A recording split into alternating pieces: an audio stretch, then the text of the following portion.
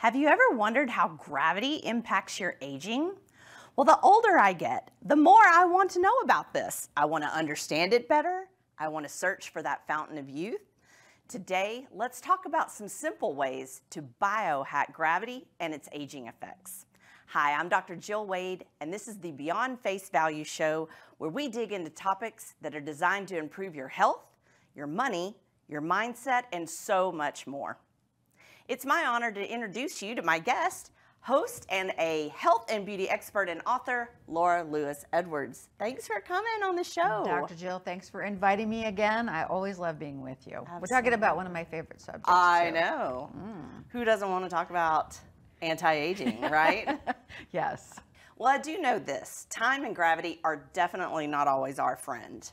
In my dental practice, I always laugh and tell my patients when I'm explaining certain things to them about what their mouth is doing, that gravity wants everything to move down and forward. And I mean everything. And we always get a good chuckle out of that. Right, I know. I mean, gravity's our friend for a variety of reasons, like keeping us standing on planet Earth. Right. But when I've heard you talk about this before, you really got my attention about this, and I can't wait to talk more about it. I know.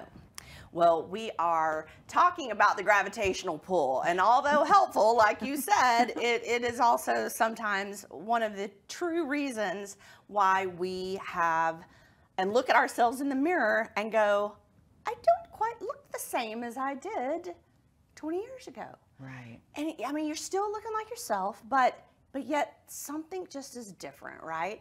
And I remember my grandmother used to say, well, what happened? Like these jowls, like that's the word she used. These jowls just weren't there 20 years ago.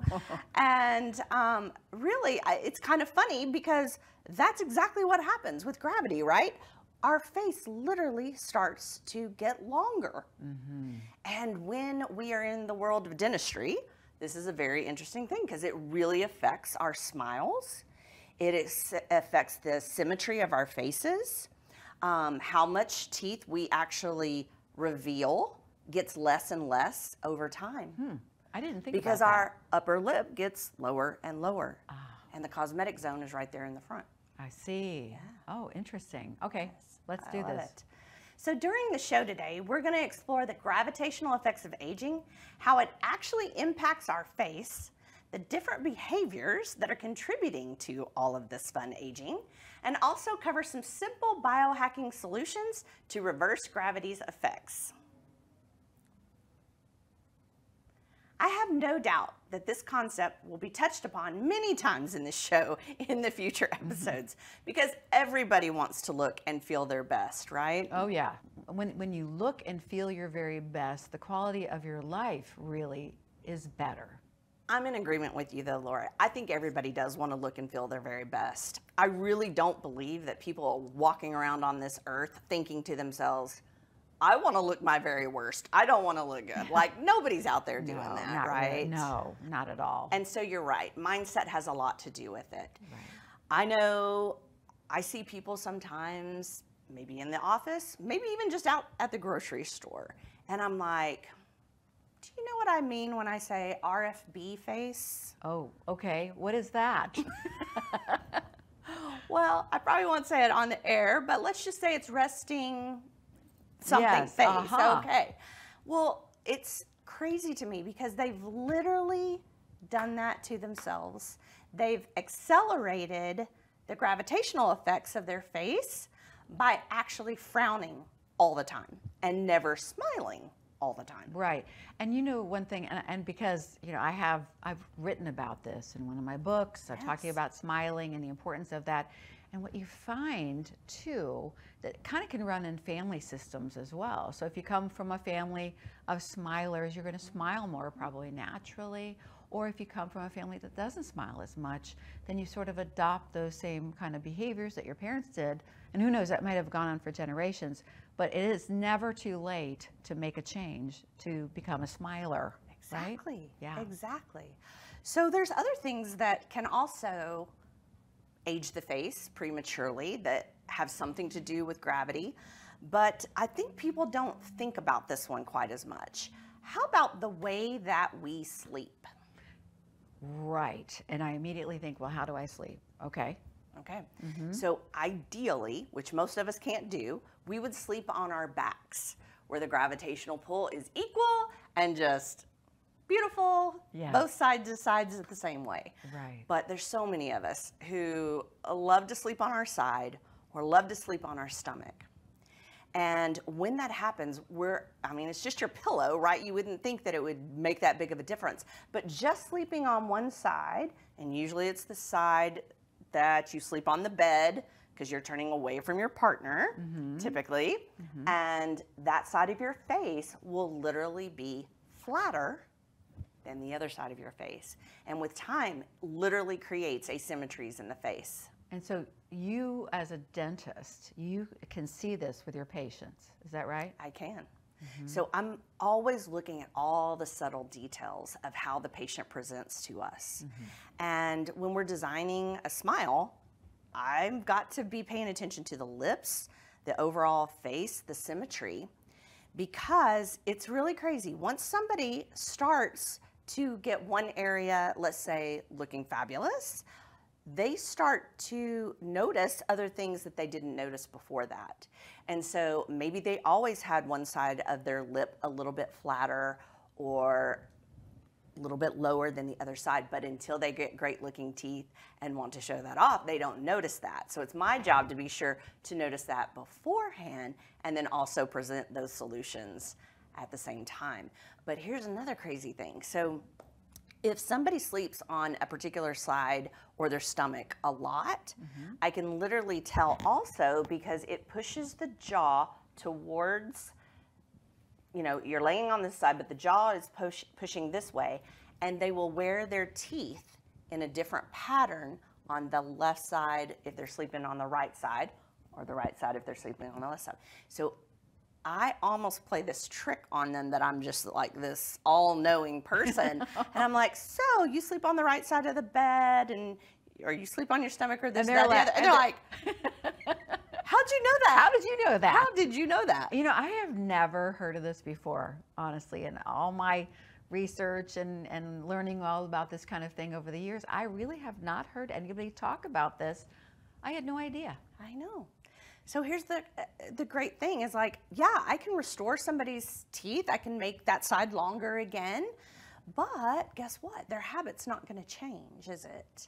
Right. And so that's what I also have to be thinking about is what can we do to protect that? Because they're still going to sleep on that side. I can encourage them to sleep on their back, but it is a habit. And so we've got to make sure we do put in retainers or night guards or things to protect their teeth at night. And even now, it's getting more and more common for us to be looking at the musculature in the face that may also be too tight and pulling it that way as well. Okay. And so nowadays, we're starting to use things like Botox and neurotoxins to actually inject in certain places to allow the muscles to relax and not have their memory so that it keeps pulling in that same direction. So now you're talking about a true resolution of the aging effects. Right. So you as a dentist and cosmetic dentist, what you were talking about was if someone is sleeping on their side, I'm just kind of recapping this so I make sure I understand and convey this to our viewers and listeners, that if someone's sleeping on their side, that you can tell, and then because the muscles are out of balance, you can address those muscles by relaxing them with the Botox. But also you talked about how you can build up the teeth, meaning like with cosmetic dentistry, like veneers or crowns or something like that, right? Right. So you can do all that, and then in order to keep it all that way, you need to have some sort of protection, like wearing a night guard or a retainer, so they don't slip back into the old habit. Exactly. Even though they might sleep on their side, they're not going to be able to go backwards in that way. Exactly. Is that right? Okay. You Perfect. wrap that up beautifully. Yay. And that's what I think people don't understand. Sometimes when they're looking at their pictures, let's say wedding pictures versus, 25th anniversary pictures and things like that. Yeah. They're like, I just don't look the same anymore. And yet they haven't had anything done. They haven't had any plastic surgery or anything like that. And again, gravity makes everything want to go down and forward. So the sides want to collapse in, and this happens so subtly. This is not an overnight thing. That's why you look at pictures 1 year, 5 years, 10 years, 20 years. You literally can see what's happening. We get collapsed on the side, and things in the front come further towards us. Okay. So the idea behind adult orthodontics, Invisalign, Smile designs, like you said, veneers, things like that, is to basically reestablish or push things back and out so that you can maintain that fuller smile, which also supports the skin, the face, and all that stuff, so that the jowl lines don't come back. So you look younger. So you look younger. Turning back the hands of time. Exactly. Beautiful. I like that. So Laura, do you want to know the first place as a dentist that I go to look at somebody to see how old they are? Okay. Yes. I think. Yes. Okay. It may not be what you think it is. It is the lower front teeth.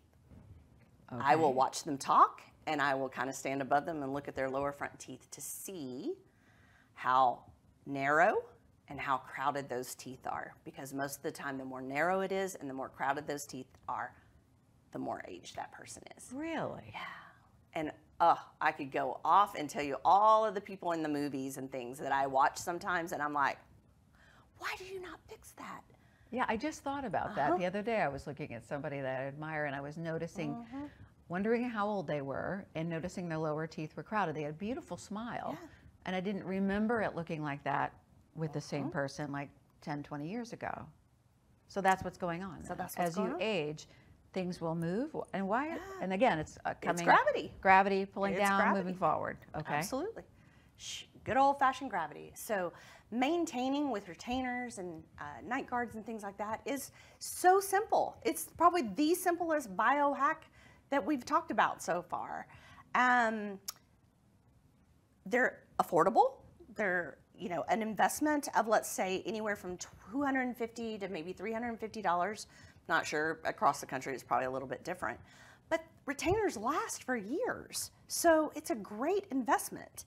Also, because the retainers are in your mouth, you're not sitting grinding around on your teeth all night long, so you actually don't wear down your teeth as fast, you don't break things as much, and so the fillings and the crowns that you do have in your mouth are going to last longer. It's like the best investment. It's like an insurance policy. Yes, and I have to tell you, I will admit, in the beginning, because I do have veneers on the top, that when I was given a night guard at first, I wasn't very good at wearing them. But I will say that it's my best friend at night. I mean, I even don't get headaches from the grinding that I used to do a little bit. You know, there were some things that it really fixed. And I also read, and is this true, that if I'm wearing my night guard because it's actually expanding and filling my mouth a little, that it's actually good for anti-aging as well, even when you sleep? Absolutely.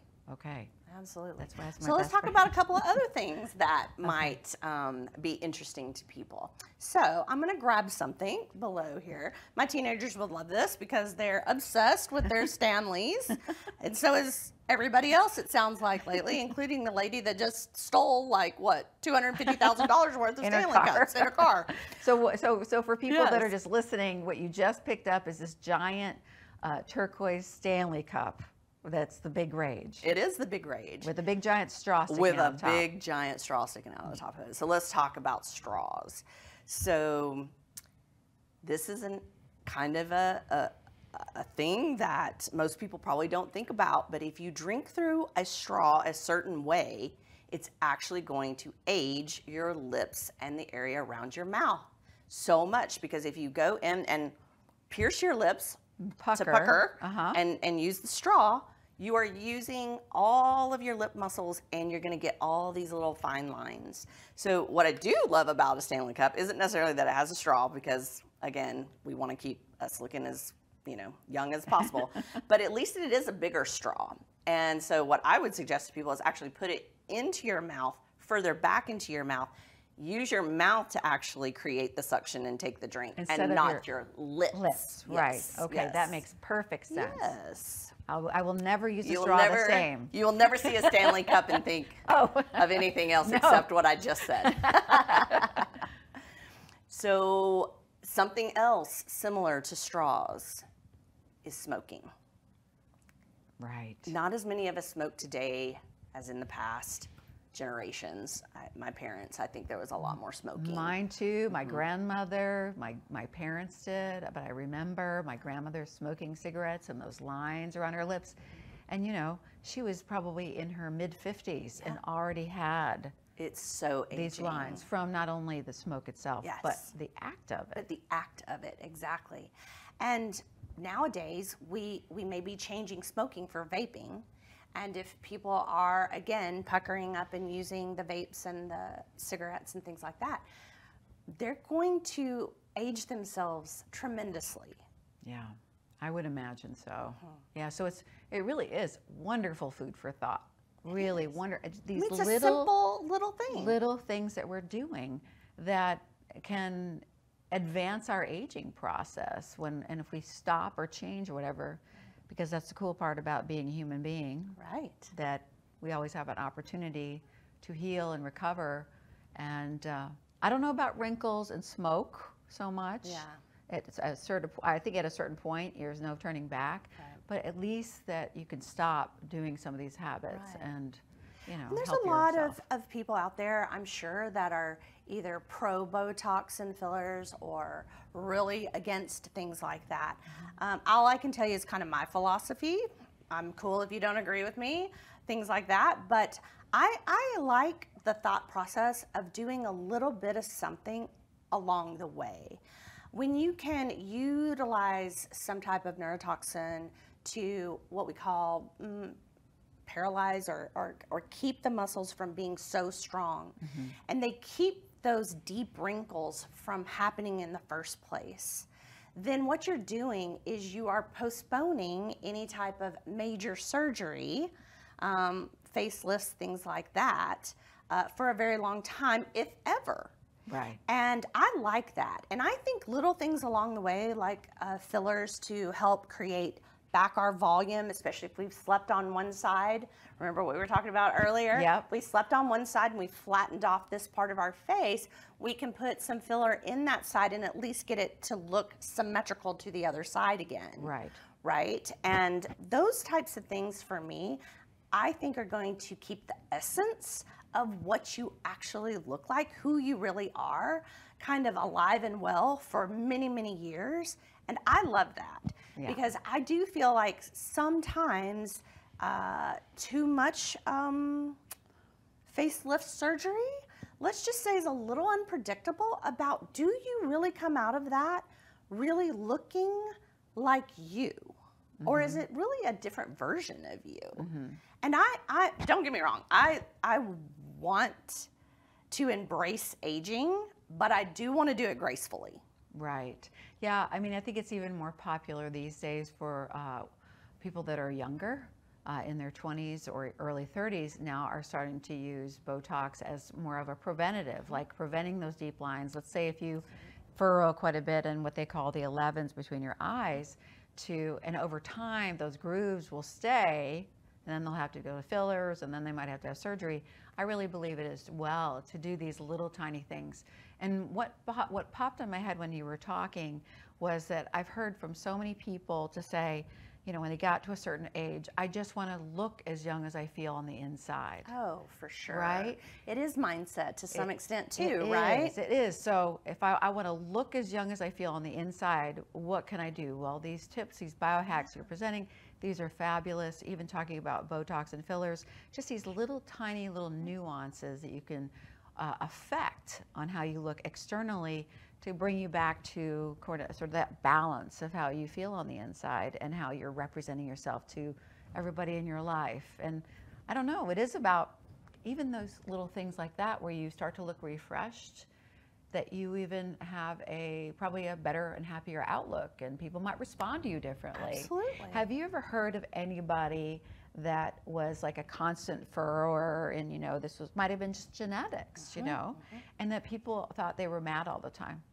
I've heard this story before where someone said, everybody thinks I'm mad all the time, but then they go to see their, you know, skilled cosmetic dermatologist or injector, and that they go ahead and they take care of it, and they go, it's amazing how people are responding to me from when not looking like you're mad all the time, right? I mean, especially if you do work with a team, or if you these days are working remotely and you're on Zoom all the time. Yeah. I mean, people don't understand that. I don't know if I can remember the exact statistic, but what comes out of our mouth and words is only like 10 or 15% of what people respond to. The rest is body language, eye contact, and things like that. So you're right. If you're not smiling and you don't look happy and you look mad all the time, that you could be saying anything, but they're going to read that over the words that are coming out of your mouth. Yes, agreed. So going off of what we just were talking about, did you know that smiling more is better for you than frowning? And statistically speaking, we use less muscles to smile than you do to frown. It takes 47 muscles to frown and only 13 to smile. And so if we're using less muscles in the face versus when you're smiling, you're using less muscles, but when you're frowning, you're using all those muscles, you're even contributing to that gravity. Yes. And contributing to wrinkling and all that, right? Yes. Everything going down and forward. Mm-hmm. So to me, the really major goal, what we're talking about here, is to keep your smile up and full. Yes. And I don't know, I've always thought that literally just smiling to someone at work, in life, at church, friends, relationships, kids, everybody, a smile's worth 1,000 words. Like, you don't even have to say, I love you, or good to see you. Like, just smiling is amazing. I think it's a gift. A smile is a gift. It is a gift. Yes. Lord, thanks for talking to me about gravity today. This is going to conclude our episode on gravity and aging and the solutions to turning back the hands of time on the Living Beyond Face Value podcast. Thank you, Laura, for being our co-host today. It sure was fun. Thank you for having me. You are so welcome. I wanted to also thank you, our viewers and our listeners, for being a part of our podcast. It's my hope that in some way, what we shared today has improved your life as well as even the lives of others that you know. Also, to help us grow and expand our reach, be sure to like and subscribe to this show on YouTube or your favorite podcast platforms such as Spotify, Apple Podcasts, or whatever you prefer. Just remember, it's time to live your legacy now. I'm Dr. Jill Wade, and this has been the Beyond Face Value Show. Until next time.